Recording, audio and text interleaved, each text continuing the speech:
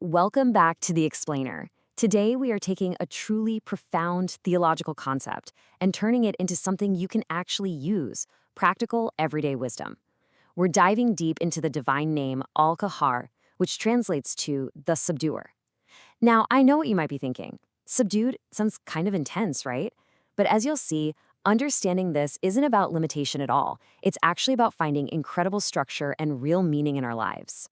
Here is our quick roadmap for today. We're using a bit of a funnel approach here. We'll start big with the scholar in the book, formally define Al-Qahhar, look at the physical realities of being subdued, explore the wisdom behind that power, break down two very different types of subjugation, and finally, we'll narrow it all down to how you can actively apply this in your own worship. Let's get right into it. All right, Section 1, the scholar and the book. Let's set the foundation for exactly where these insights are coming from. So our anchor for today's explainer is the brilliant work of Islamic scholar Abdelbaki El-Deep, specifically drawn from his book, The Muslim's Upbringing Curriculum. What is just so remarkable about his work is how he takes these incredibly deep, lofty theological ideas and extracts highly actionable insights that you can use right now. And hey, if you want to really dive into the details, and I highly recommend you do, the book is published by Dar Layla. You can actually reach out to the author directly to grab a copy or ask questions. His number in Egypt is 020-101546-0235, and we'll also drop a link to his Facebook page in the description. Okay, let's see how this text guides our personal development. Moving on to Section 2, let's actually define Al-Qahhar so we are all on the exact same page. Let's look at the direct definition right from the source material. Al-Qahhar is he who manages the affairs of his creation according to his will and wisdom, through blessing or consequence. Notice that phrasing? This isn't just about raw, unchecked power. It's about absolute, perfect divine management. It essentially means that the fundamental reality of everything around us is governed by a singular will, a higher power that's orchestrating the whole shebang from the biggest cosmic events down to the tiny everyday details of our lives. And I think this quote brilliantly illustrates the weight of the term. The classic scholar Ibn al-Athir explains that the conqueror is the victor who has subjugated creation to what he wants, willingly or unwillingly. Adding to this, another scholar, Tahir ibn Ashur, points out a reality that's absolutely crucial. Literally, no force can prevent this ultimate will. If the Almighty decrees a benefit or a harm, there's no barrier on earth that can stop it. It is an inescapable, absolute authority over the entire physical and spiritual universe. Okay, Section 3, the one, the subduer. Let's bring this down to earth and look at how this touches our physical lives. The text provides some incredibly relatable analogies here. You know, we humans really like to think of ourselves as super independent and totally in control, right? But El-Deep points out these constant daily signs that we are in fact subdued. Just look at this list. The inevitability of sleep. I mean, no matter how tough or busy you are, sleep is eventually going to conquer you.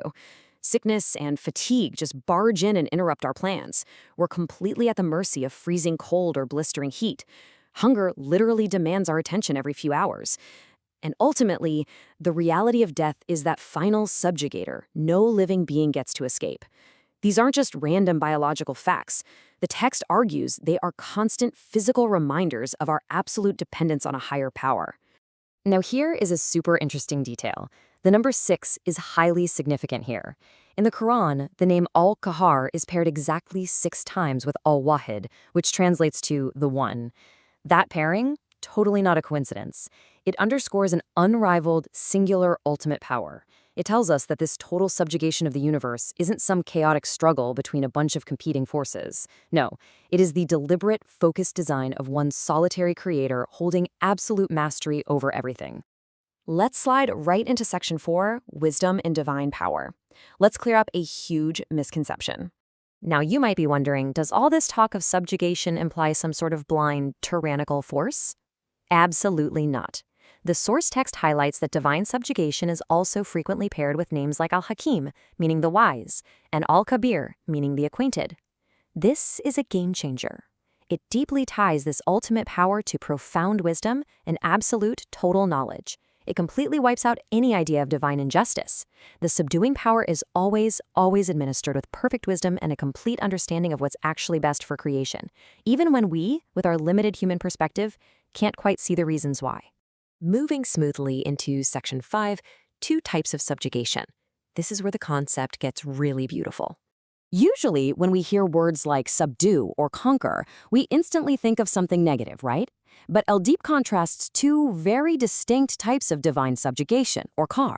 On one side, short, you have the Qahhar of humiliation and vengeance, which applies to those who are stubbornly oppressive or arrogant.